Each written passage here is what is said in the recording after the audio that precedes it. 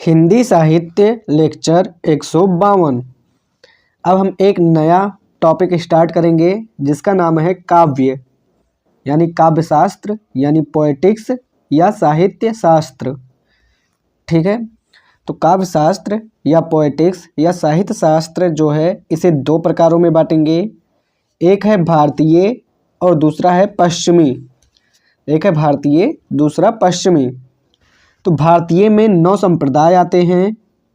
भारतीय में 9 संप्रदाय आते हैं।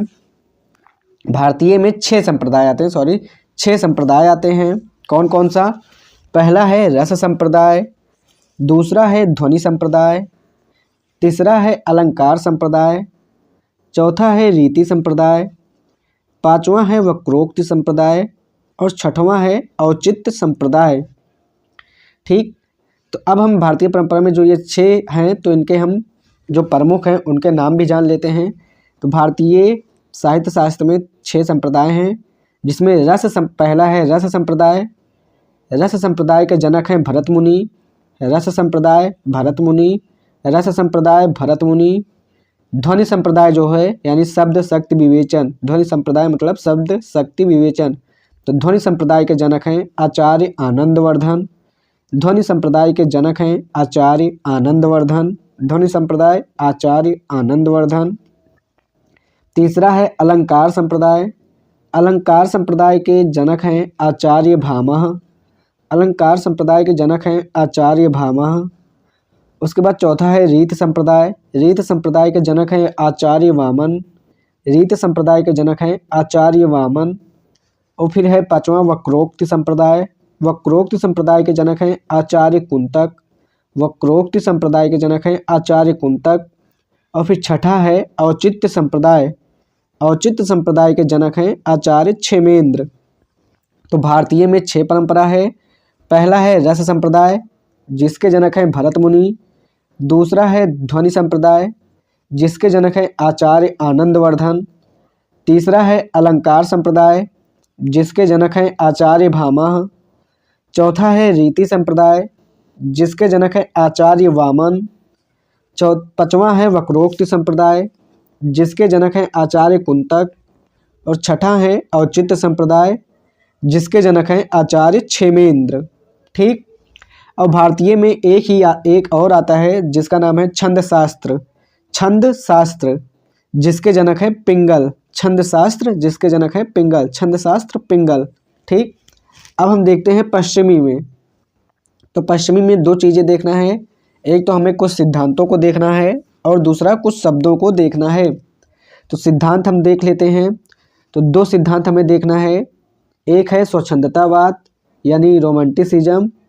स्वच्छंदतावाद यानी रोमांटिसिज्म जिसमें 2 लोगों को देखना है जिनका नाम है वर्ड्सवर्थ और कॉलरिज। वर्ड्सवर्थ और कॉलरिज। वर्ड्सवर्थ और कॉलरिज। और दूसरा सिद्धांत है क्लासिसिज्म। क्लासिसिज्म यानी शास्त्रवाद या अभिजात्यवाद।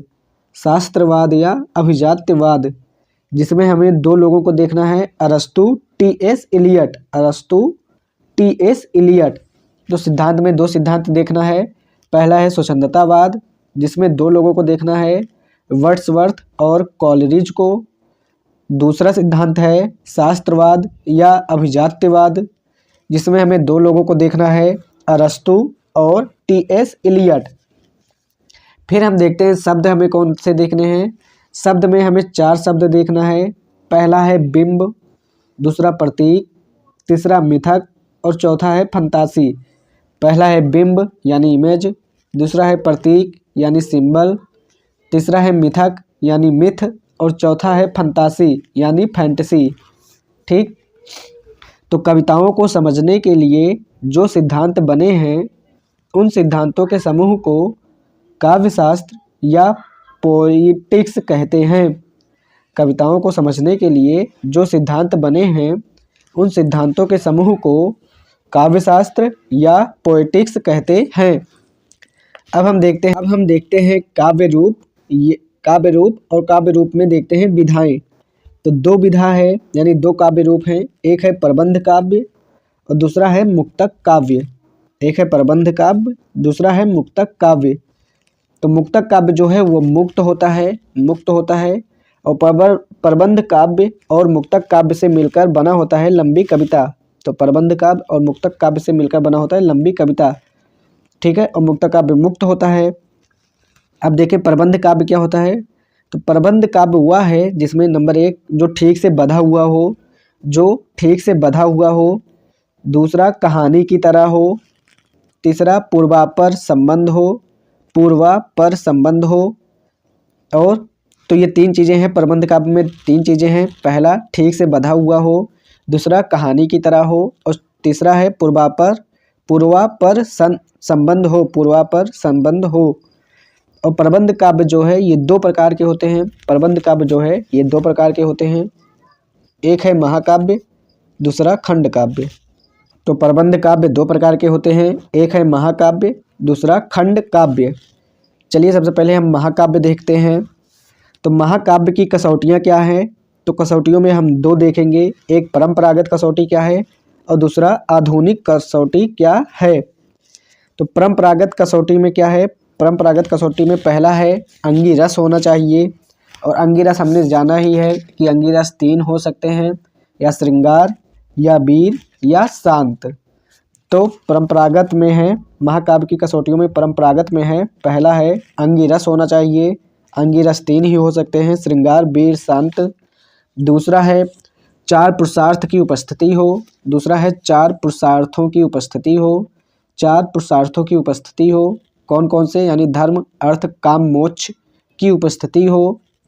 तीसरा पॉइंट है छंद वैविध्य हो, तीसरा पॉइंट है छंद वैविध्य हो। चौथा पॉइंट है कम से कम 8 सर्ग हो, यानी कम से कम 8 सर्ग यानी खंड हो। और 5वां पॉइंट है धीरोदात्त नायक हो, 5वां पॉइंट है धीरोदात्त नायक हो। 6ठा पॉइंट है वर्णन हो, यानी संपूर्ण चित्र का वर्णन हो। 6ठा पॉइंट है संपूर्ण चित्र का वर्णन हो।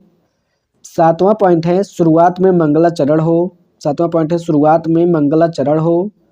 और 8वां पॉइंट है सज्जन प्रशंसा और दुर्जन निंदा हो, सज्जन प्रशंसा और दुर्जन निंदा हो। ठीक, फिर से देखते हैं। महाकाव्य की कसौटियों को 2 प्रकार से देख सकते हैं, एक परंपरागत, दूसरा आधुनिक। परंपरागत कसौटी में पहली कसौटी है अंगिरस होना चाहिए, अंगिरस 3 हो सकते हैं, श्रृंगार वीर और शांत। दूसरा है 4 पुरुषार्थों की उपस्थिति हो, यानी धर्म अर्थ काम मोक्ष। तीसरा पॉइंट है छंद वैविध्य हो, चौथा पॉइंट है कम से कम 8 सर्ग हो, यानी कम से कम 8 खंड हो। 5वां पॉइंट है धीरोदात्त नायक हो, 6ठा पॉइंट है संपूर्ण चित्र का वर्णन हो। 8वां पॉइंट है शुरुआत में मंगलाचरण हो। और 8वां पॉइंट है सज्जन प्रशंसा और दुर्जन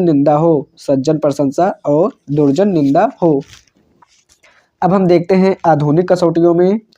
तो आधुनिक कसौटियों में डॉक्टर नरेंद्र द्वारा महाकाव्य की आधुनिक कसौटी दी गई है।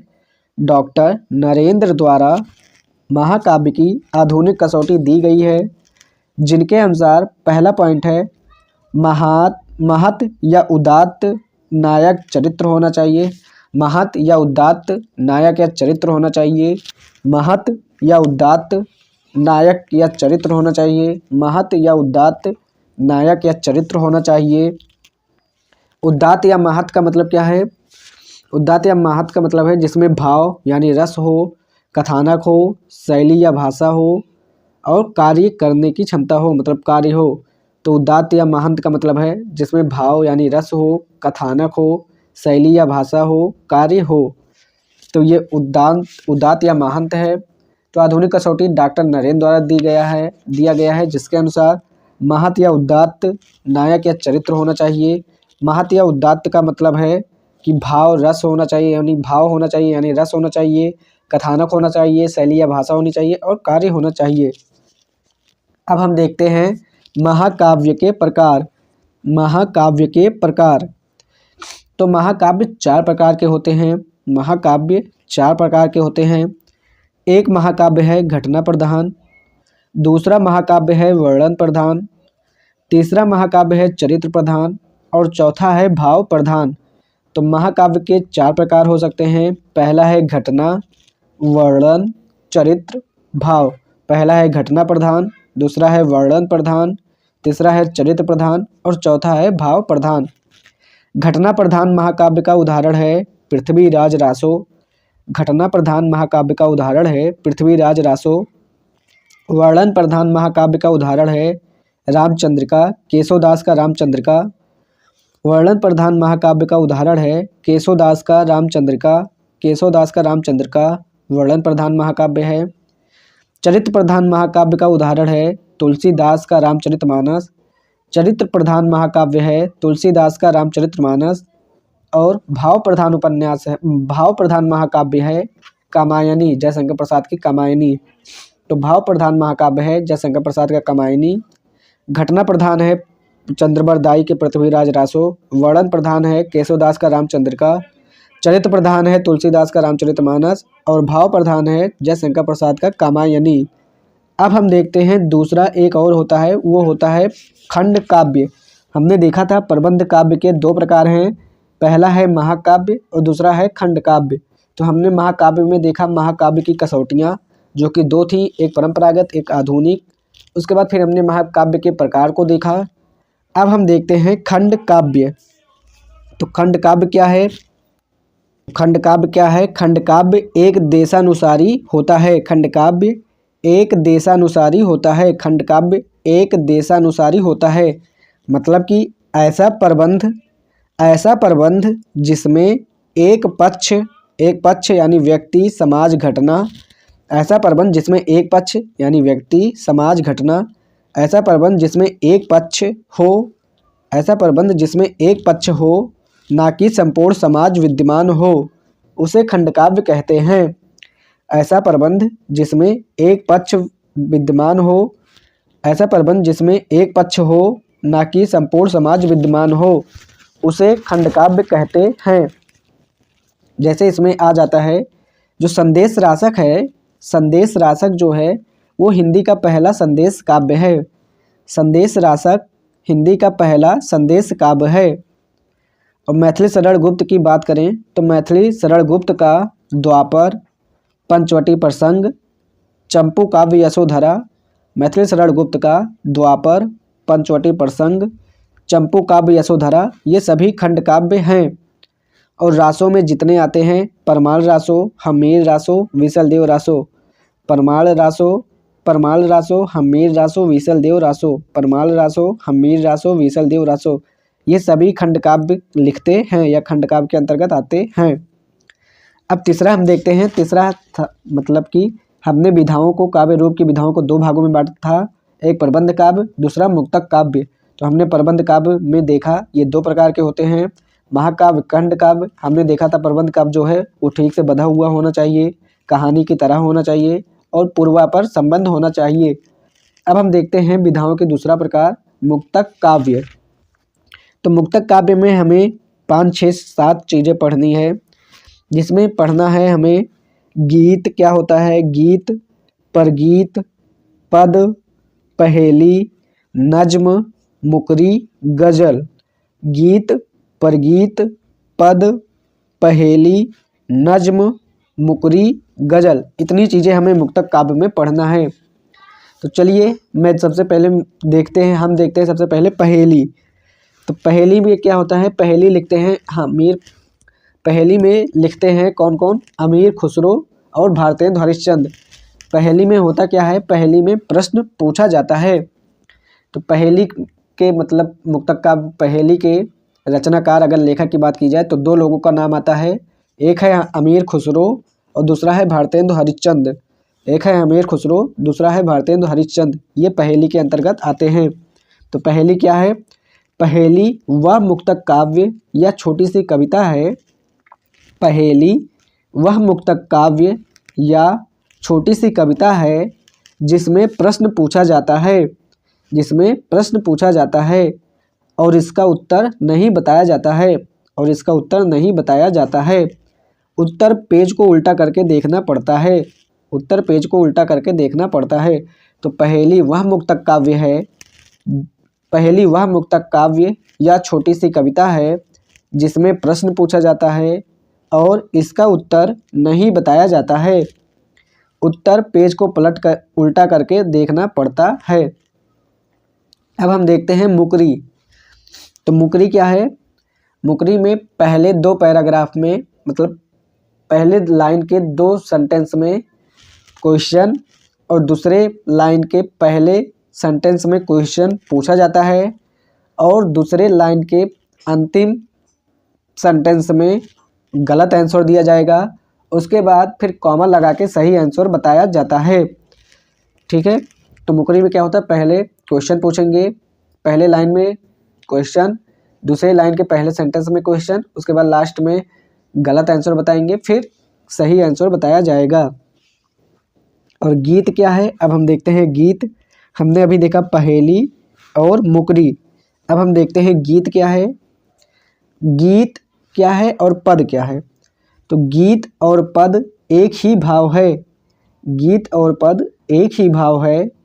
जब गीत आध्यात्मिक हो तो पद कहलाता है। गीत और पद एक ही भाव है। जब गीत आध्यात्मिक हो तो पद कहलाता है। और गीत क्या है? गीत वह है जिसमें नंबर 1 भाव तीव्रता ज़्यादा हो। गीत वह है जिसमें भाव तीव्रता ज़्यादा हो, संक्षिप्तता हो, अनिवार्यता गेयता होनी चाहिए, यानी गायन के फॉर्म में होना चाहिए। तो गीत में पहला है भाव तीव्रता ज़्यादा होनी चाहिए, दूसरा है संक्षिप्तता होनी चाहिए, तीसरा है अनिवार्यता गेयता होनी चाहिए, चौथा है व्यक्तिगता या निजता होनी चाहिए, और पांचवा है भाव एक के, यानी एक ही भाव, या भाव अनुवति या भाव एकान्वति, यानी शुरू से अंत तक एक ही भाव होना चाहिए। यानी भाव एक यानी एक ही भाव, या शुरू से अंत तक एक ही भाव होना चाहिए, जिसे हम बोलते हैं भाव एक के, या भाव अनुवति, या भाव एकानुवति। तो गीत क्या है? गीत में पहला नंबर है भाव तीव्रता ज़्यादा होनी चाहिए, दूसरा है संक्षिप्तता होनी चाहिए, तीसरा है अनिवार्यता गेयता होनी चाहिए, चौथा है व्यक्तिगता या निजता होनी चाहिए, और पांचवा है भाव एक के, मतलब एक ही भाव, शुरू से अंत तक एक ही भाव होना चाहिए। और पद क्या है? गीत और पद एक ही भाव हैं। जब गीत आध्यात्मिक हो तो पद कहलाता है। कविता एक बड़ा गोला है और उसके अंतर्गत गीत आता है। तो कविता एक बड़ा गोला, उसके अंतर्गत गीत आता है। तो इसी के साथ लेक्चर नंबर 52 यहीं पर समाप्त होता है। हिंदी साहित्य लेक्चर नंबर 53 पर गीत। तो अभी तक हमने मुक्तक काव्य में पहेली को देख लिया, फिर हमने मुकरी देख लिया, फिर हमने गीत देखा, और फिर गीत और पद हमने देख लिया। अब हम देखते हैं पर गीत। पर गीत क्या है? भाव तीव्रता ज़्यादा बढ़ जाने पर, छंद के नियम भंग हो जाएं या उच्चारण समझ न आए तो वह परगीत है। यानी भाव तीव्रता ज़्यादा बढ़ जाने पर, छंद के नियम भंग हो जाएं या उच्चारण समझ न आए तो वो परगीत है। जैसे इसमें बाकी सब गति का सेम होता है, यानी गति का सब सेम होता है, मतलब कि संक्षिप्तता होनी चाहिए, अनिवार्यता गेयता होनी चाहिए, व्यक्तिगता या निजता होनी चाहिए, और शुरू से अंत तक एक ही भाव होना चाहिए। और परगीत में सबसे प्रसिद्ध हैं निराला और हरिवंश राय बच्चन। निराला और हरिवंश राय बच्चन परगीत में सबसे प्रसिद्ध हैं। अब हम देखते हैं उर्दू और फारसी परंपरा। उर्दू और फारसी परंपरा में 2 चीज़ें आती हैं, एक है गज़ल और दूसरा है नज़्म। एक है गज़ल, दूसरा नज़्म। गज़ल क्या है? गज़ल में शेर होते हैं। ये सामान्यतः 3 से 25 तक के हो सकते हैं। शेर होते हैं, शेर 3 से 25 तक हो सकते हैं, विषम संख्या में होते हैं। ये गज़ल में शेर होते हैं, ये 3 से 25 तक होते हैं, ये विषम संख्या में होते हैं। आमतौर पर 4 से 7 गज़ल होते हैं, आमतौर पर 4 से 7। और गज़ल में संबंध जरूरी नहीं है। और 2 एक जो रहेगा, एक लाइन जो रहेगा उसे मिसरा बोलते हैं, और जब वो 2 लाइन होगा गज़ल का तो उसे मतला बोलते हैं। अब हम देखते हैं नज्म। नज्म क्या है? उर्दू की वह कविता जो गज़ल से भिन्न हो। उर्दू की वह कविता जो गज़ल से भिन्न हो वह नज्म है। नज्म क्या होता है? नज्म में भाव की एकता या पूर्वापर संबंध होता है। नज्म में भाव की एकता या पूर्वापर संबंध होता है। नज्म 2 प्रकार के होते हैं, एक है आज़ाद नज्म, दूसरा है प्रबंध काव्य। आज़ाद नज्म में प्रबंधात्मकता से आज़ाद नज्म क्या है? प्रबंधात्मकता से आज़ाद नज्म। प्रबंधात्मकता से आज़ाद नज्म। प्रबंध काव्य क्या है? कसीदा, मरसिया, मसनवी। प्रबंध काव्य यानी नज्म के प्रबंध काव्य में कसीदा, मरसिया, मसनवी 3 चीज़ें आती हैं। कसीदा, मरसिया, मसनवी 3 चीज़ें आती हैं। कसीदा क्या है? कसीदा है किसी से तुलना। कसीदा जो है वो तुलना करना। तुलना मतलब जैसे रासो या रीत। रासो या रीत, कसीदा मतलब होता है तुलना करना, जैसे रासो या रीत का। तो कवि द्वारा राजा की तारीफ़ करना ये कसीदा है। और किसी की तुलना करते हुए कवि द्वारा राजा की तारीफ़ करना ये कसीदा है। मरसिया क्या है? मरसिया है एलजी। मरसिया क्या है? मरसिया को इंग्लिश में बोलते हैं एलजी। एलजी मतलब जैसे सरोज स्मृति।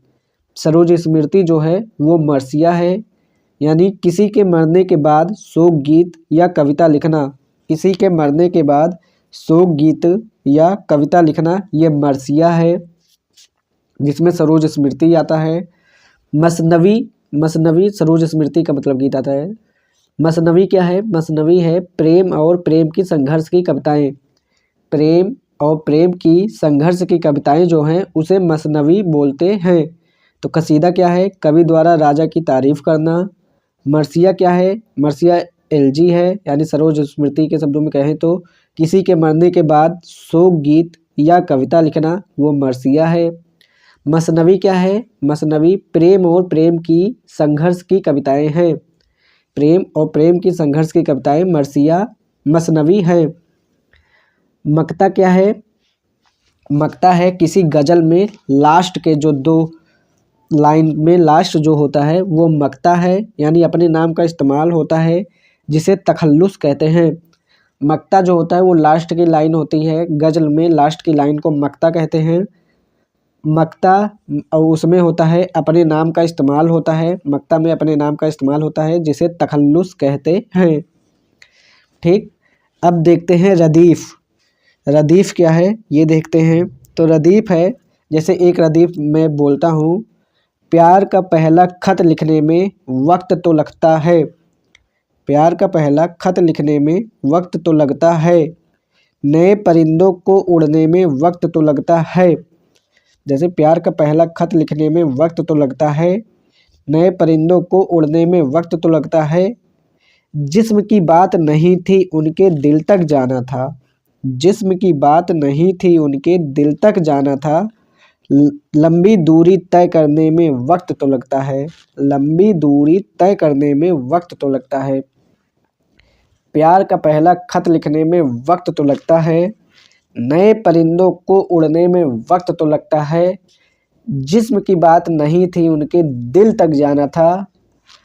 लंबी दूरी तय करने में वक्त तो लगता है। तो इसमें जो आपने देखा, में वक्त तो लगता है, में वक्त तो लगता है, और लिखने, उड़ने, और फिर में वक्त तो लगता है, करने, ये सब जो है ये है रदीफ़। ठीक है, लिखने जैसे में वक्त तो लगता है, में वक्त तो लगता है, ये जो है ये रदीफ़ है। और जो लिखने, उड़ने, करने, ये जो आता है ये काफ़िया है। लिखने या उड़ने या करने जो है ये काफ़िया है, और जो लास्ट में आ रहा है में वक्त तो लगता है, ये रदीफ़ है। एक और ऐसे रदीफ़ है, एक और गज़ल है, जैसे दिल ए नादान तुझे हुआ क्या है। दिल ए नादान तुझे हुआ क्या है। आखिर इस दर्द की दवा क्या है। आखिर इस दर्द की दवा क्या है। हमको उनसे है वफ़ा की उम्मीद। हमको उनसे है वफ़ा की उम्मीद, जो नहीं जानते वफ़ा क्या है। जो नहीं जानते वफ़ा क्या है। तो इसमें क्या है क्या है क्या है जो है ये रदीफ है, और हुआ, दवा, वफा, ये सब जो है ये काफिया है। ठीक, तो प्रबंध काव्य हमने देखा था, प्रबंध और मुक्तक दो काव्य होते हैं, इनसे मतलब दो विधाएं होती है काव्य शास्त्र की। फिर प्रबंध और मुक्तक से मिलके बनता है लंबी कविता। प्रबंध काव्य में दो भाग होते हैं, मतलब दो चीज। प्रबंध काव्य में कौन कौन सी चीजें आती हैं, तो प्रबंध काव्य में महाकाव्य, खंड काव्य, उपन्यास, नाटक, निबंध, ये सब प्रबंध काव्य में आते हैं। मुक्तक में क्या आता है, मुक्तक में आता है वर्णन करना में। जैसे मुक्तक में अगर वर्णन करना हो तो उपन्यास आ जाएगा, घटनाएं हो तो नाटक आ जाएगा, और विचार हो तो निबंध आता है। ठीक है, लंबी कविता में क्या होता है, जो कि प्रबंध काव्य और मुक्तक काव्य के बीच की है। तो इसमें एक जैसे तिरछी मिर्ची लाइन है, तो इसमें बीच जो है वो लाइन को बोलते हैं इतिवृत्तात्मक स्थल, और जो बीच में थोड़ा थोड़ा कहीं कहीं पे जो आएगा एक एक पॉइंट कुछ कुछ समय के लिए, उसे रसात्मक स्थल बोलेंगे। और रसात्मक स्थल जो है यही भाव है और यही कविता है। तो चलिए हम देखते हैं लंबी कविता की परिभाषा। लंबी कविता की परिभाषा, तो आधुनिक काल में गद्य का विस्फोट होने के कारण, आधुनिक काल में गद्य का विस्फोट होने के कारण कविता के सामने नई चुनौतियां आई। आधुनिक काल में गद्य का विस्फोट होने के कारण कविता के सामने नई चुनौतियां आई। वर्णन के मामले में उपन्यास बेहतर सिद्ध हुए, वर्णन के मामले में उपन्यास बेहतर सिद्ध हुए। घटनाओं के मामले में नाटक, घटनाओं के मामले में नाटक, तो विचारों के मामले में निबंध। आधुनिक काल में गद्य का विस्फोट होने के कारण, आधुनिक काल में गद्य का विस्फोट होने के कारण कविता के सामने नई चुनौतियां आई। वर्णन के मामले में उपन्यास बेहतर सिद्ध हुए। घटनाओं के मामले में नाटक, तो विचारों के मामले में निबंध। कविताओं के पास केवल भावनाओं का क्षेत्र बचा, जिस पर लिखकर वे अपना अस्तित्व बचा सकती थी। द्विवेदी युग के लेखक इस गंभीर चुनौती को नहीं समझ सके, द्विवेदी युग के लेखक इस गंभीर चुनौती को नहीं समझ सके, और वे गद्य से हठात मुठभेड़ करने लगे, और वे गद्य से हठात मुठभेड़ करने लगे। परिणाम यह हुआ कि उनकी कविता गद्यात्मक हो गई, परिणाम यह हुआ कि उनकी कविता गद्यात्मक हो गई। छायावादी कवियों ने इस युग संकट को ठीक से पहचाना और कविताओं को भाव प्रधानता के स्तर पर विकसित किया। उन्होंने ऐसी प्रबंधनात्मक कविताएं लिखी जिसमें इतिवृत्तात्मक स्थल यानी वर्णन, घटनाएं, विचार आदि बहुत विरल थे, जिसमें इतिवृत्तात्मक स्थल यानी वर्णन, घटनाएं, विचार आदि बहुत विरल थे, और भावनाओं की सघनता बहुत अधिक थी। ये कविताएं अपने आकार में मुक्तकों से लंबी थीं। ये कविताएं अपने आकार में मुक्तकों से लंबी थीं और पारंपरिक महाकाव्यों व खंड काव्यों से काफ़ी छोटी थी, और पारंपरिक महाकाव्यों व खंड काव्यों से काफ़ी छोटी थी। उपयुक्त नाम न मिलने के कारण इन्हें तात्कालिक रूप से लंबी कविता कह दिया गया। उपयुक्त नाम न मिलने के कारण इन्हें तात्कालिक रूप से लंबी कविता कह दिया गया, और आगे चलकर यही नाम प्रचलित हो गया, तो लंबी कविता तीन प्रकार से है। लंबी कविता तीन प्रकार से है। एक है लंबी प्रबंधात्मक कविता, दूसरा है लंबी प्रगीतात्मक कविता, तीसरा है लंबी विश्लेषणात्मक कविता। तो लंबी कविता छायावाद में, नई कविता अकविता में दिखती है। लंबी कविता जो है ये छायावाद, नई कविता अकविता में दिखती है। लंबी कविता तीन प्रकार से हैं। लंबी प्रबंधात्मक कविता जिसमें राम की शक्ति पूजा और असाध्य वीणा आता है। लंबी प्रबंधात्मक कविता में राम की शक्ति पूजा और असाध्य वीणा आता है। दूसरा है लंबी कविता में लंबी प्रगीतात्मक कविता, लंबी प्रगीतात्मक कविता जिसमें सरोज स्मृति आता है, जिसमें सरोज स्मृति आता है। और तीसरा है लंबी विश्लेषणात्मक कविता, लंबी विश्लेषणात्मक कविता जिसमें अंधेरे में और ब्रह्म राक्षस आता है, जिसमें गजानंद माधव मुक्ति बोध का अंधेरे में और ब्रह्म राक्षस आता है। अब हम देखते हैं काव्य शास्त्र। क्या देखते हैं? काव्य शास्त्र। तो काव्य शास्त्र में पहला है रस संप्रदाय, रस संप्रदाय। तो अब देखते हैं काव्य शास्त्र। काव्य शास्त्र में पहला संप्रदाय है रस संप्रदाय, जो कि 44 लेक्चर में हमने देख लिया है स्कंदगुप्त नाटक में। फिर दूसरा है ध्वनि संप्रदाय। तो चलिए हम ध्वनि संप्रदाय देखते हैं। तो ध्वनि संप्रदाय को शब्द शक्ति विवेचना भी बोला जाता है, शब्द शक्ति विवेचना भी। ध्वनि संप्रदाय में 4 चीज़ें आती हैं, अभिधा, लक्षणा, व्यंजना, तात्पर्य। ध्वनि संप्रदाय में 4 चीज़ें आती हैं, अभिधा, लक्षणा, व्यंजना, तात्पर्य। ठीक, अब देखते हैं अभिधा क्या है। तो अभिधा जहाँ शाब्दिक अर्थ ही भावार्थ हो, जहाँ शाब्दिक अर्थ ही भावार्थ हो वो अभिधा है। जहाँ शाब्दिक अर्थ ही भावार्थ हो यानी वाच्यार्थ ही अभिप्रेतार्थ हो, वाच्यार्थ ही अभिप्रेतार्थ हो यानी शाब्दिक अर्थ ही भावार्थ हो, वो अभिधा है। जैसे इसमें क्या होता है, इसमें सबसे सपाट, कोई मनोरंजन नहीं।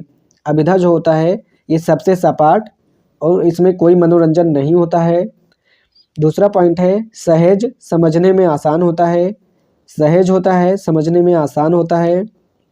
तीसरा पॉइंट है इसमें अभिधा में सबसे प्रमुख कवि हैं मैथिली शरण गुप्त। अभिधा के प्रसिद्ध कवि हैं मैथिली शरण गुप्त और महावीर प्रसाद द्विवेदी, मैथिली शरण गुप्त और महावीर प्रसाद द्विवेदी। तो अभिधा क्या है? जहाँ शाब्दिक अर्थ ही भावार्थ हो। अभिधा में 3 पॉइंट आते हैं, सबसे सपाट, कोई मनोरंजन नहीं। दूसरा पॉइंट है सहज, समझने में आसान होते हैं, सहज समझने में आसान होते हैं। तीसरा इसमें सबसे प्रसिद्ध कवि हैं मैथिली शरण गुप्त और फिर महावीर प्रसाद द्विवेदी। अब देखते हैं लक्षणा क्या है। तो लक्षणा क्या है? लक्षणा होने का शर्त है कथन के शाब्दिक अर्थ में बाधा, कथन के शाब्दिक अर्थ में बाधा उत्पन्न होना, कथन के शाब्दिक अर्थ में बाधा उत्पन्न होना। बाधा या तो असंभव या अव्यवहारिक, बाधा जो है या तो असंभव हो या अव्यवहारिक। बाधा दूर करने के लिए निकटतम अर्थ की तलाश, बाधा दूर करने के लिए निकटतम अर्थ की तलाश की जाती है। निकटतम अर्थ की तलाश 2 तरीके से होता है, एक रूढ़ि या परंपरा, रूढ़ि या परंपरा, और दूसरा प्रयोजन। रूढ़ि या परंपरा मतलब रूढ़ा लक्षणा और दूसरा है प्रयोजनवती लक्षणा। ठीक, तो लक्षणा के लिए शर्त है कथन के शाब्दिक अर्थ में बाधा उत्पन्न होना, कथन के शाब्दिक अर्थ में बाधा उत्पन्न होना या तो असंभव हो या अव्यवहारिक हो। तो बाधा को दूर करने के लिए निकटतम अर्थ की तलाश की जाती है। निकटतम अर्थ 2 तरीके से हो सकते हैं, या तो रूढ़ि या परंपरा हो यानी रूढ़ा लक्षणा हो, और दूसरा हो सकता है या तो प्रयोजन हो यानी प्रयोजनवती लक्षणा हो। ठीक, तो लक्षणा में जैसे लक्षणा में छायावाद और प्रयोगवाद में लक्षणा का प्रयोग अत्यधिक हुआ है। छायावाद और प्रयोगवाद में लक्षणा का प्रयोग अत्यधिक हुआ है। जैसे लक्षणा में उदाहरण है मैं मेन रोड या चौराहे पर रहता हूँ, मैं मेन रोड या चौराहे पर रहता हूँ, ये जो है ये लक्षणा है। अब हम देखते हैं व्यंजना। व्यंजना क्या है? व्यंजना क्या है? शाब्दिक अर्थ में कोई बाधा नहीं। व्यंजना क्या है? इसमें पहला पॉइंट है शाब्दिक अर्थ में बाधा नहीं है, जिसके शाब्दिक अर्थ में बाधा नहीं है। दूसरा पॉइंट है शाब्दिक अर्थ और भावार्थ में अंतर है, शाब्दिक अर्थ और भावार्थ में अंतर है लेकिन शाब्दिक अर्थ में कोई बाधा नहीं है। देखो व्यंजना में पहला पॉइंट है शाब्दिक अर्थ में कोई बाधा नहीं है, दूसरा पॉइंट है शाब्दिक अर्थ और भावार्थ में अंतर है, शाब्दिक अर्थ और भावार्थ में अंतर है। तीसरा पॉइंट है व्यंग्य करने के लिए व्यंजना का प्रयोग किया जाता है, व्यंग्य करने के लिए। और चौथा पॉइंट है कि इसके उपयोग करने वाले महानतम कवि या कविताएं, महानतम कवि कविताएं यानी उपयोग करने वाले हैं। तो इसका प्रयोग महानतम कवि या कविताओं में उपयोग करते हैं। तो इसका उपयोग जो है करने वाले जो हैं वो महानतम कवि या कविताएं हैं। तो व्यंजना में चौथा पॉइंट है इसका उपयोग करने वाले महानतम कवि या कविताएं हैं। और छठा पॉइंट है इसके कवि में कौन आते हैं महानतम कवि, कबीरदास और नागार्जुन, कबीरदास और नागार्जुन। तो व्यंजना क्या है, व्यंजना वह है जिसमें शाब्दिक अर्थ में बाधा नहीं है। और दूसरा है शाब्दिक अर्थ और भावार्थ में अंतर है। तीसरा है ये व्यंग्य करने के लिए प्रयोग किया जाता है। चौथा है इसे उपयोग करने वाले महानतम कवि या कविताएं हैं। इसमें कवि हैं, मुख्य महानतम कवि हैं कबीरदास और नागार्जुन। व्यंजना का उदाहरण है जिनको जल्दी था वो चले गए। व्यंजना का क्या उदाहरण है, जिनको जल्दी था वो चले गए। और चौथा है तात्पर्य, चौथा है तात्पर्य।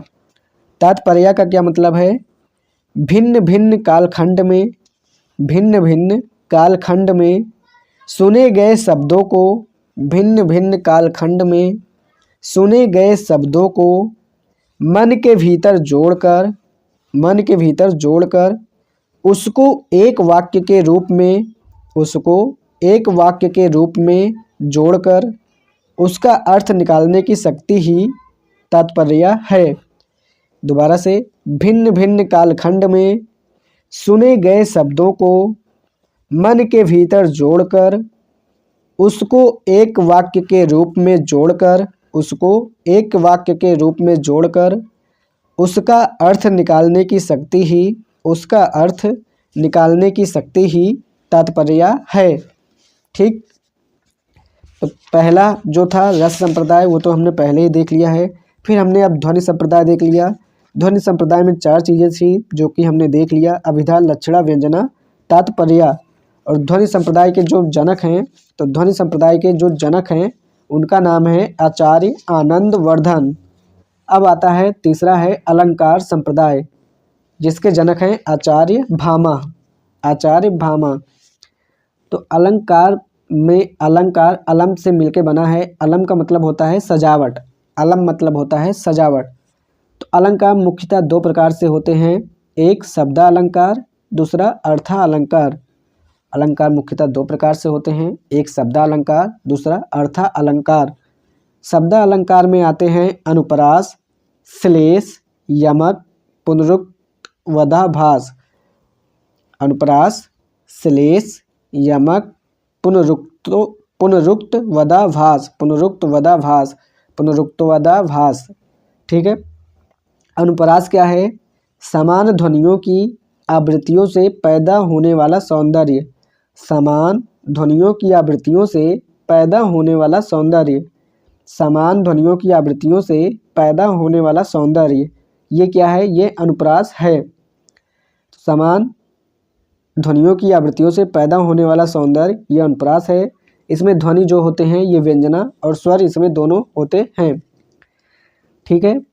तो अनुप्रास क्या है, समान ध्वनियों की आवृत्तियों से पैदा होने वाला सौंदर्य, ये अनुप्रास है। इसमें ध्वनि जो है वो स्वर और व्यंजन दोनों में से कोई भी हो सकता है। अब देखते हैं दूसरा है श्लेष अलंकार। श्लेष अलंकार क्या है, चिपका हुआ। श्लेष अलंकार मतलब चिपका हुआ।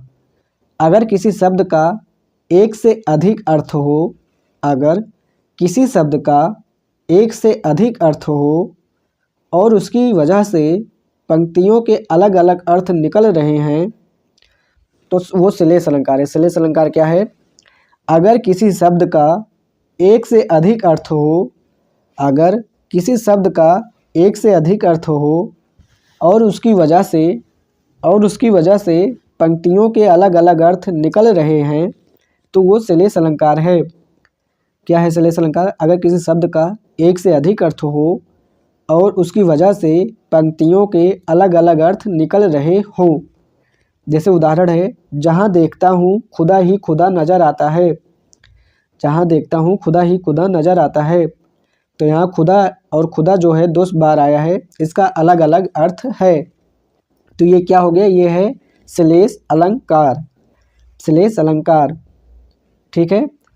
तो अगर किसी शब्द का एक से अधिक अर्थ हो और उसकी वजह से पंक्तियों के अलग अलग अर्थ निकल रहे हों तो उसे श्लेष अलंकार कहते हैं। उदाहरण है, जहाँ देखता हूँ खुदा ही खुदा नज़र आता है। तीसरा है यमक अलंकार। यमक अलंकार, यमक अलंकार क्या है, एक वाक्य या कथन में शब्द एकाधिक बार आए परंतु हर बार उसका अर्थ अलग अलग हो। यमक अलंकार क्या है, एक वाक्य या कथन में शब्द एकाधिक बार आए परंतु हर बार उसका अर्थ अलग अलग हो, तो वो यमक अलंकार है। मतलब एक वाक्य या कथन में शब्द जो है वो एकाधिक बार आए परंतु हर बार उसका अर्थ अलग अलग हो, तो वो यमक अलंकार है। उदाहरण है, जैसे सजना है मुझे सजना के लिए। सजना है मुझे सजना के लिए, तो यहाँ जो पहला सजना है वो श्रृंगार के रूप में है और जो दूसरा सजना है वो व्यक्ति के रूप में है। मतलब एक ही वाक्य या कथन में शब्द एक से अधिक बार आया है परंतु हर बार उसका अर्थ अलग अलग है, तो ये यमक अलंकार हो गया। दूसरा उदाहरण है, गया गया को गया। गया गया को गया, ये भी यमक अलंकार है क्योंकि इसमें जो पहला गया है वो व्यक्ति है, दूसरा गया स्थान है और तीसरा गया क्रिया है। अब हम देखते हैं पुनरुक्त वदाभास अलंकार। पुनरुक्त वदाभास अलंकार ये कैसे मिलके बना है, ये बना है पुनः उक्त वत आभास। पुनः उक्त वत आभास, पुनः उक्त वत आभास, यानी ऐसा लग रहा है कि पुनः कहा गया। पुनरुक्त वदाभास अलंकार बना है पुनरुक्त वदाभास अलंकार जो बना है पुनः उक्त वत आभास से मिलके बना है। इसका मतलब होता है ऐसा लग रहा है कि पुनः कहा गया है। तो पुनरुक्त वदाभास अलंकार क्या है, शब्दों का ऐसा प्रयोग जिससे ऐसा लगा कि पुनः कहा गया है परंतु यह सिर्फ एक आभास हो, ऐसा कहा नहीं गया हो। तो शब्दों का ऐसा प्रयोग जिससे ऐसा लगा कि पुनः कहा गया है परंतु यह सिर्फ एक आभास हो, ऐसा कहा नहीं गया हो, क्योंकि वाक्य को समझाने के लिए ऐसा कहना जरूरी था। क्योंकि वाक्य को समझाने के लिए ऐसा कहना जरूरी था। जैसे उदाहरण है, बड़ा बच्चा छोटे बच्चे को गोद में उठाया है। बड़ा बच्चा छोटे बच्चे को गोद में उठाया है। तो यहाँ बड़ा बच्चा जो है वो पुनरुक्त वदाभास अलंकार है। पुनरुक्त वदाभास अलंकार है। जैसे जलती हुई आग, जलती हुई आग, तो ये क्या है, ये पुनरुक्त वदाभास अलंकार है। ठीक, तो अब हमने देख लिया अर्थालंकार में दो, मतलब जो अलंकार थे उसमें दो प्रकार हैं, एक शब्दालंकार, एक अर्थालंकार। तो हमने शब्दालंकार देख लिया। शब्दालंकार में हमने 5 चीज़ों को देखा, 5 नहीं 4 चीज़ों को देखा। एक है अनुप्रास, दूसरा श्लेष, तीसरा यमक और चौथा पुनरुक्त वदाभास। अब हम देखते हैं अर्था अलंकार। तो अर्था अलंकार में हम 4 चीज़ें देखेंगे। पहला है साम्य मूलक या सादृश्य मूलक, साम्य मूलक या सादृश्य मूलक। दूसरा है विरोध मूलक या वैषम्य मूलक, विरोध मूलक या वैषम्य मूलक। तीसरा है अन्य और चौथा है आधुनिक। अर्थालंकार में 4 चीज़ें देखेंगे।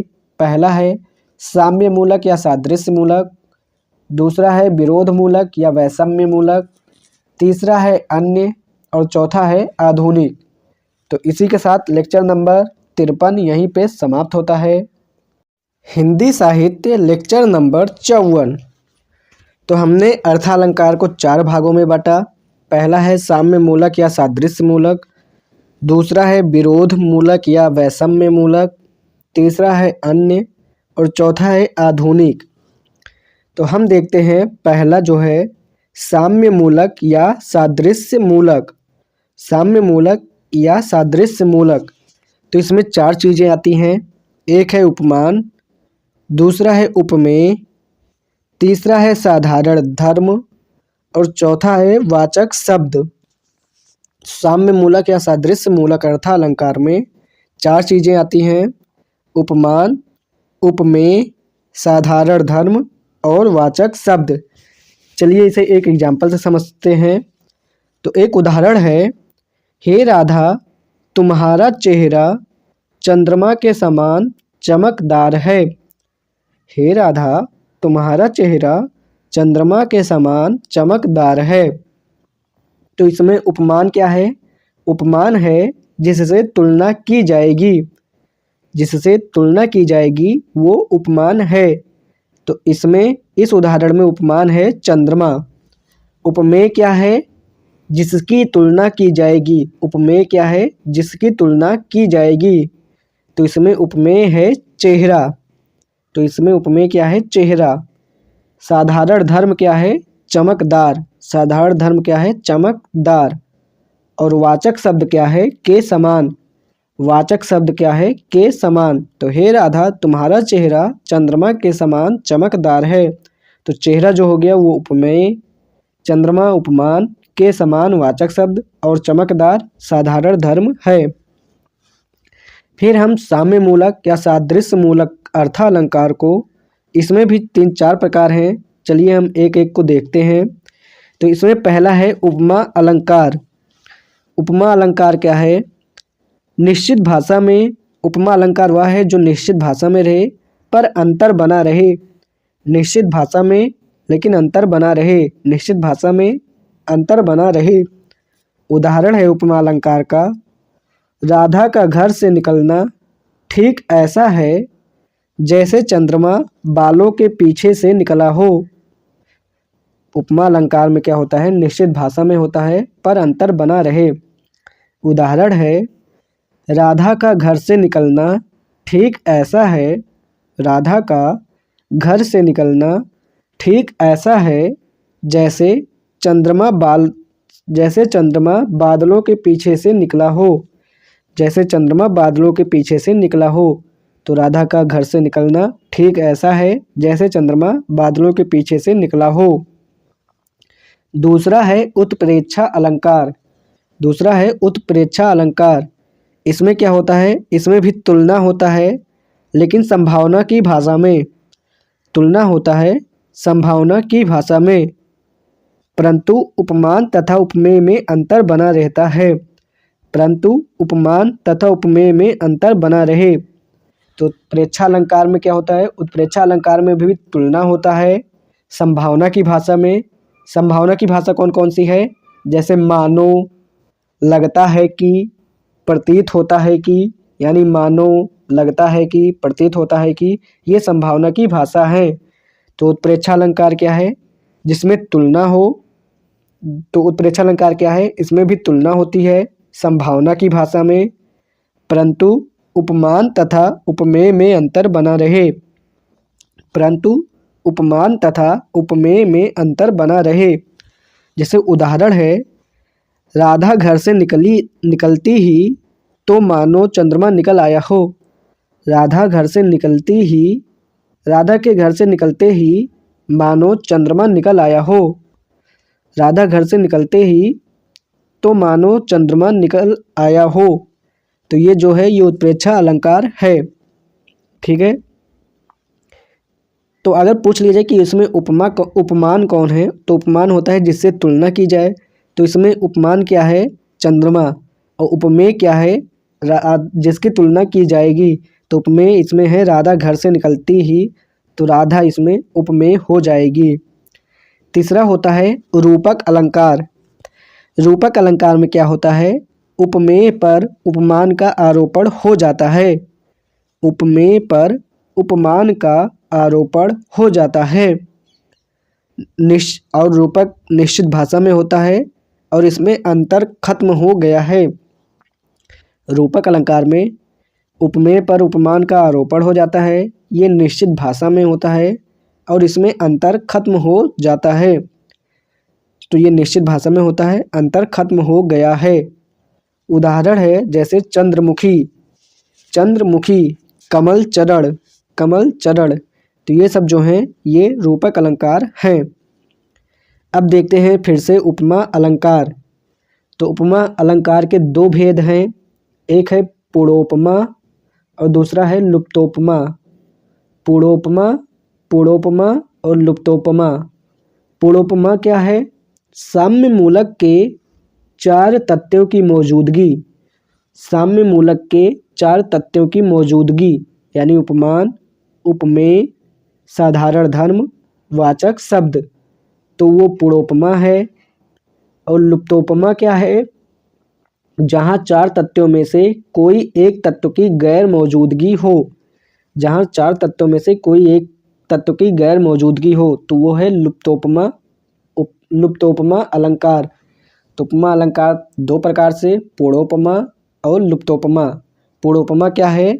साम्य मूलक के चार तथ्यों की मौजूदगी। अगर साम्य मूलक के चार तथ्यों की मौजूदगी है तो वो पूर्वोपमा अलंकार है। चार तत्व कौन से हैं? उपमान, उपमेय, साधारण धर्म, वाचक शब्द।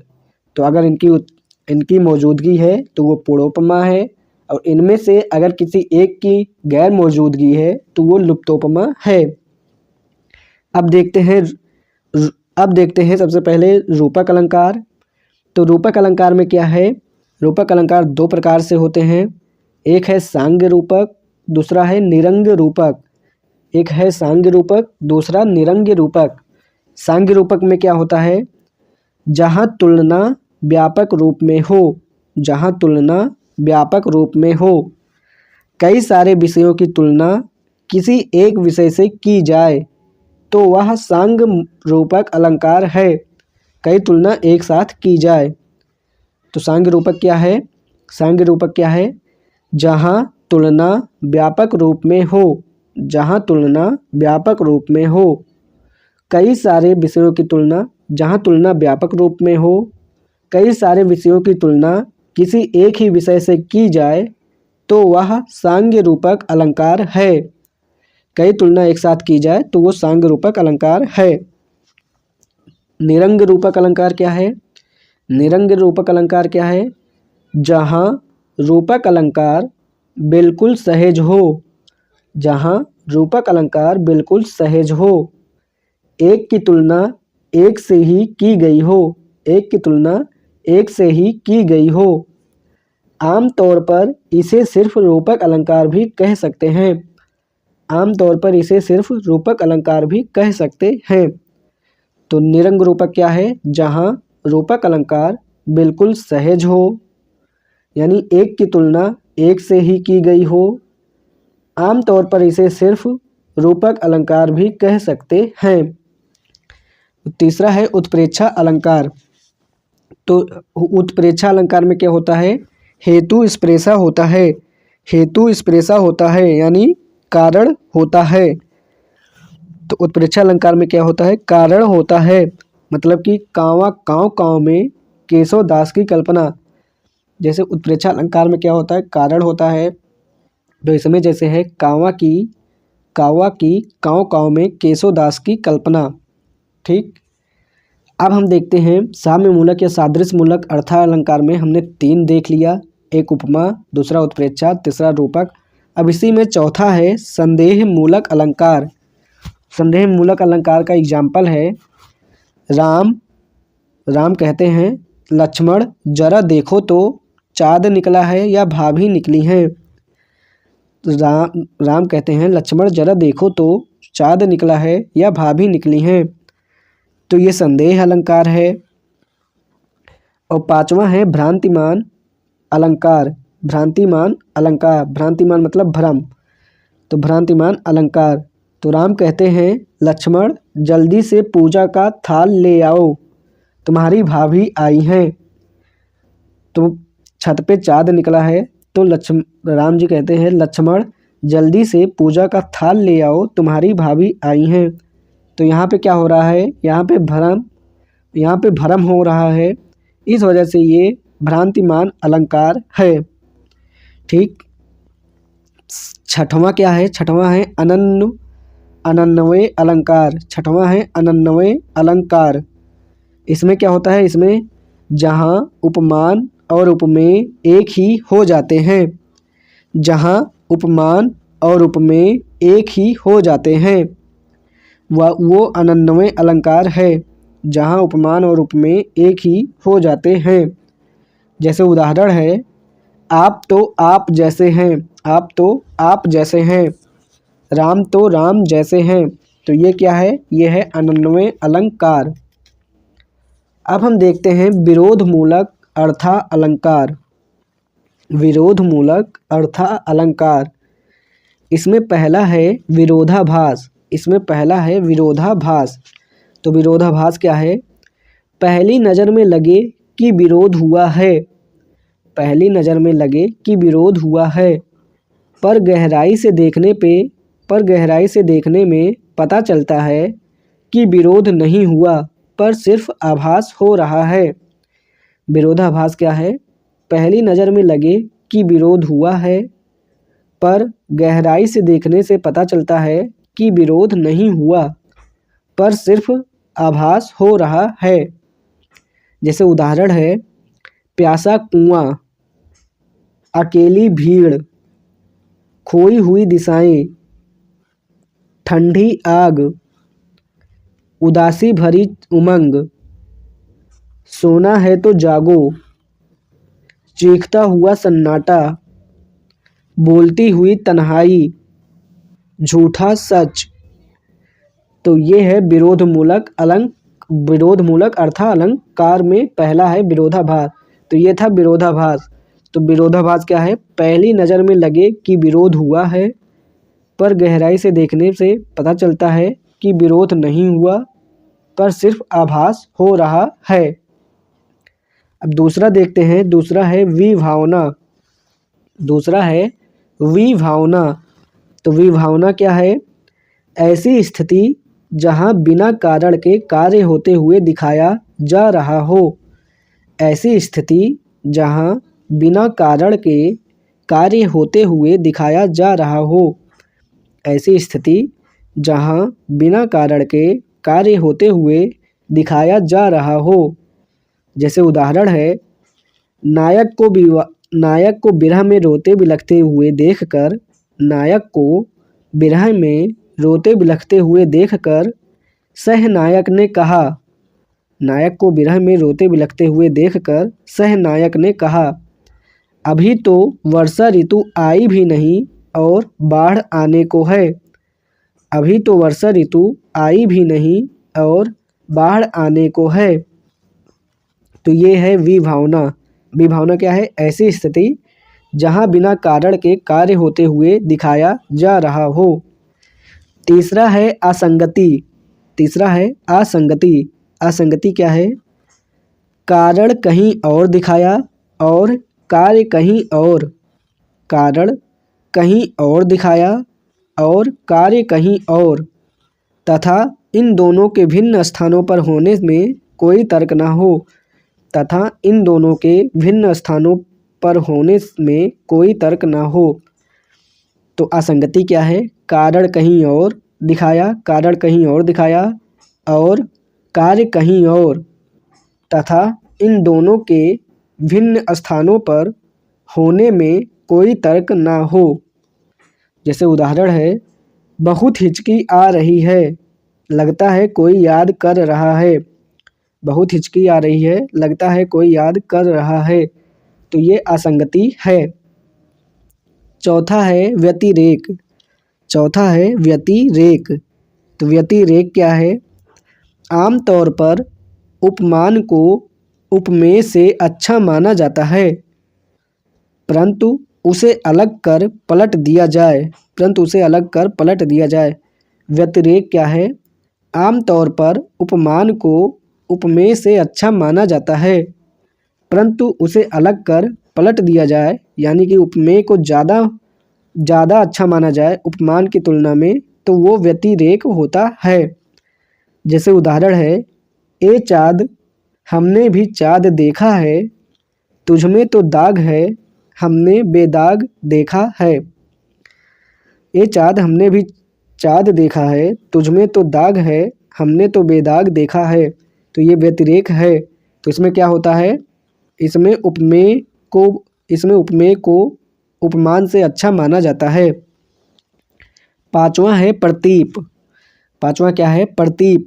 प्रतीप क्या है, उपमेय को बहुत ज़्यादा तारीफ सुनाने के लिए उपमान की तुलना उपमेय से करना। उपमेय को बहुत ज़्यादा तारीफ सुनाने के लिए उपमान की तुलना उपमेय से करना। फिर से बोलूँगा, उपमेय को बहुत ज़्यादा तारीफ सुनाने के लिए उपमान की तुलना उपमेय से करना। जैसे उदाहरण है, हे चंद्रमा तुम इतने सुंदर लग रहे हो कि मानो सीता जी का मुख हो। हे चंद्रमा तुम इतने सुंदर लग रहे हो कि मानो सीता जी का मुख हो। तो ये प्रतीप अलंकार है। उसके बाद अब देखते हैं अन्य अर्थालंकार। अब हम देखते हैं अन्य अर्थालंकार। तो अर्थालंकार में पहला हमने देखा साम्य मूलक या सादृश्य मूलक अर्थालंकार, जिसमें हमने देखा उपमा, उत्प्रेक्षा, रूपक, संदेह, भ्रांतिमान और अनन्वय अलंकार। उसके बाद फिर हमने विरोध मूलक या वैषम्य मूलक अलंकार देखा। विरोध मूलक या वैषम्य मूलक अर्थालंकार देखा, जिसमें हमने विरोधाभास, विभावना, असंगति, व्यतिरेक, प्रतीप को देखा। अब हम देखते हैं अन्य अर्थालंकार, जिसमें पहला है अतिशयोक्ति। अतिशयोक्ति। तो अतिशयोक्ति क्या है, किसी बात को बहुत बढ़ा चढ़ाकर कहना।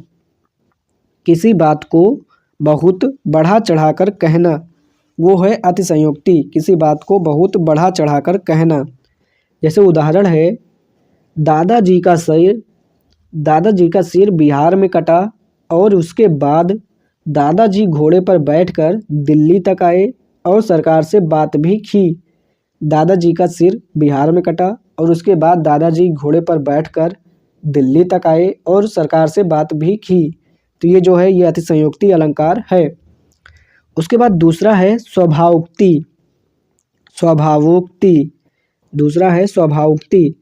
इसमें क्या होता है, इसमें जिस कविता में कोई भी अलंकार न पाया जाए उसे स्वभावोक्ति अलंकार कहा जाता है। जिस कविता में कोई भी अलंकार न पाया जाए उसे स्वभावोक्ति अलंकार कहा जाता है।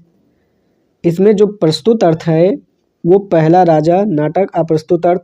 इसमें जो प्रस्तुत अर्थ है वो उपमान होता है, जो प्रस्तुत अर्थ है वो उपमेय होता है और जो अप्रस्तुत अर्थ है वो उपमान होता है। तो इसमें क्या होता है, प्रस्तुत जो है उपमेय है और जो अप्रस्तुत है वो उपमान है। जैसे पहला राजा जो नाटक है, पहला राजा नाटक की कहानी, हे पृथ की कहानी।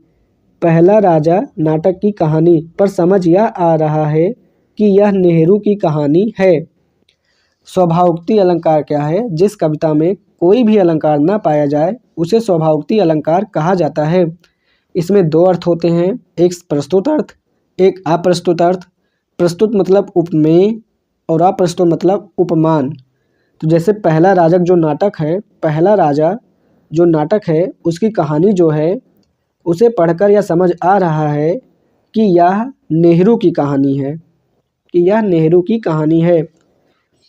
तो इसमें क्या होता है स्वभावोक्ति में, इसमें अप्रस्तुत जो है वो बड़ा होता है प्रस्तुत की तुलना में। अप्रस्तुत मतलब उपमान बड़ा होता है उपमेय की तुलना में। उसके बाद तीसरा आता है अन्योक्ति। तीसरा है अन्योक्ति अर्थालंकार। अन्योक्ति में है जब अप्रस्तुत अर्थ का महत्व ज़्यादा हो तब अन्योक्ति अलंकार होगा।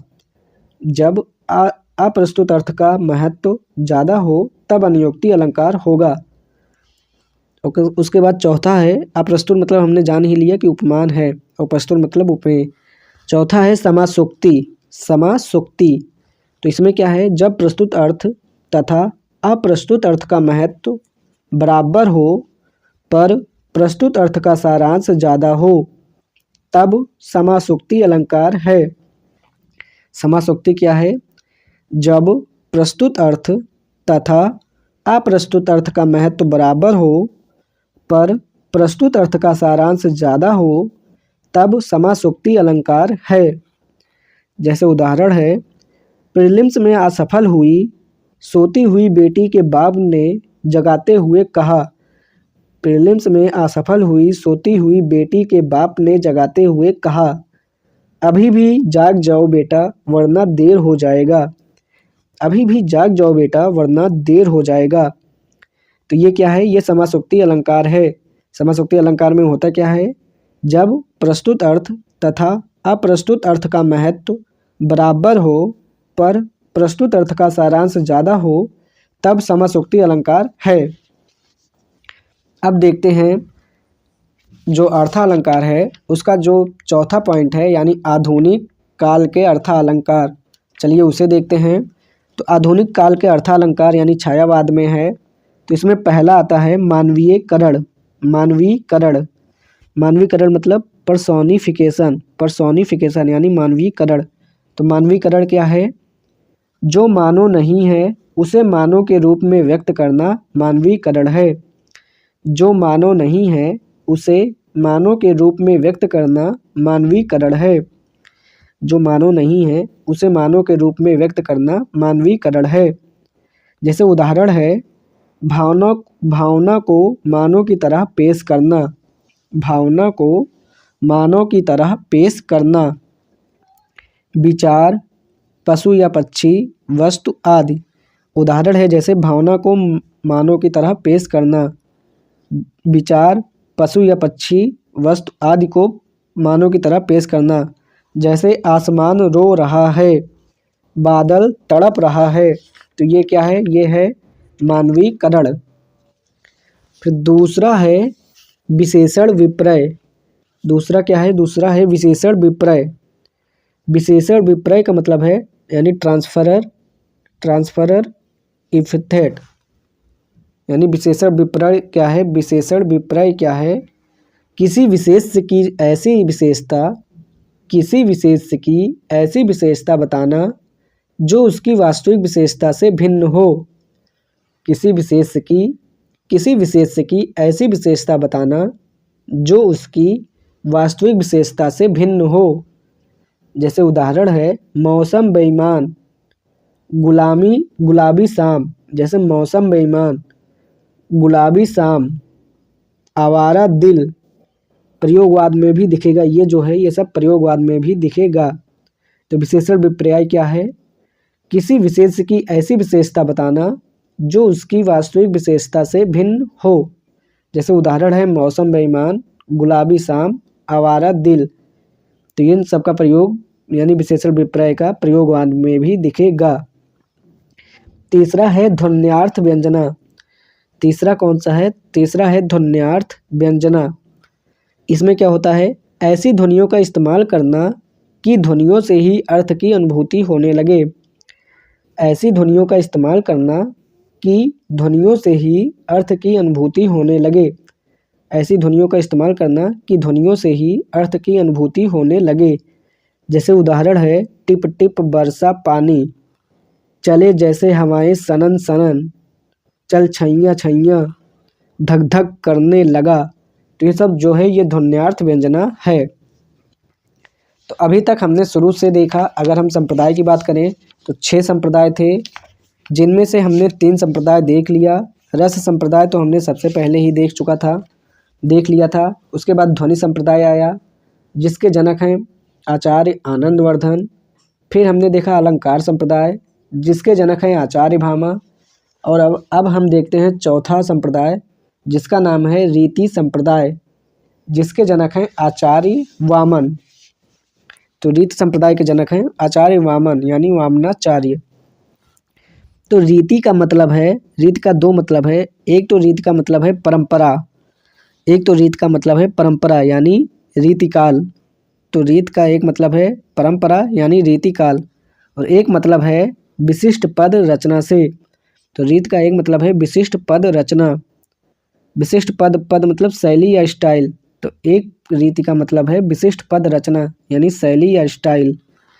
तो रीत में दो चीज़ें हैं, एक गुण एक दोष। गुण और अलंकार में अंतर, गुण आंतरिक है, अलंकार बाहरी है।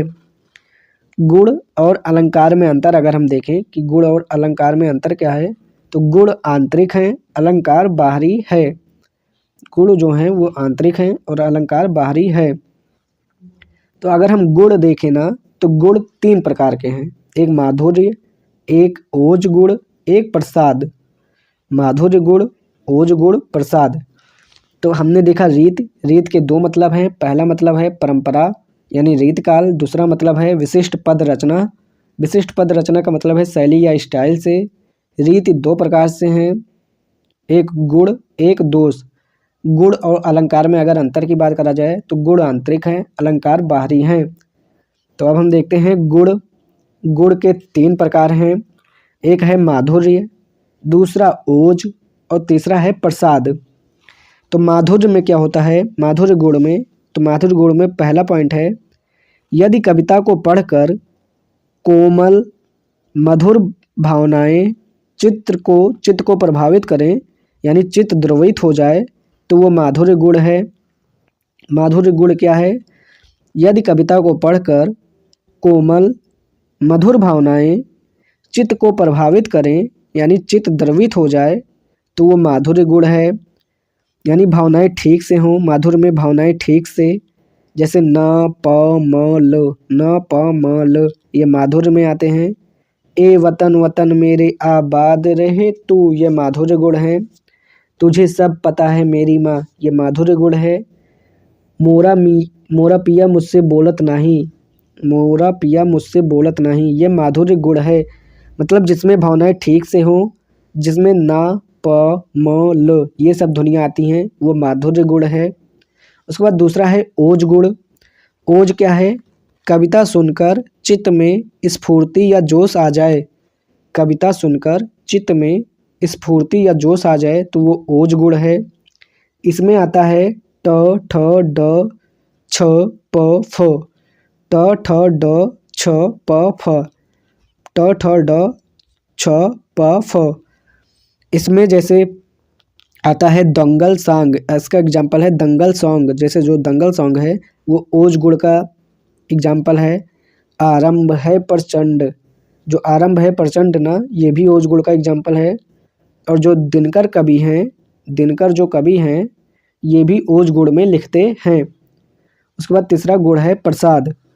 प्रसाद क्या है, कविता सुनकर तुरंत समझ में आ जाए। कविता सुनकर तुरंत समझ में आ जाए तो वो प्रसाद गुण है। कविता सुनकर तुरंत समझ में आ जाए तो वो प्रसाद गुण है। इसमें मुख्य कवि हैं मैथिली शरण गुप्त। मुख्य कवि कौन से हैं, मैथिली शरण गुप्त। तो इसी के साथ लेक्चर नंबर 54 यहीं पे समाप्त होता है।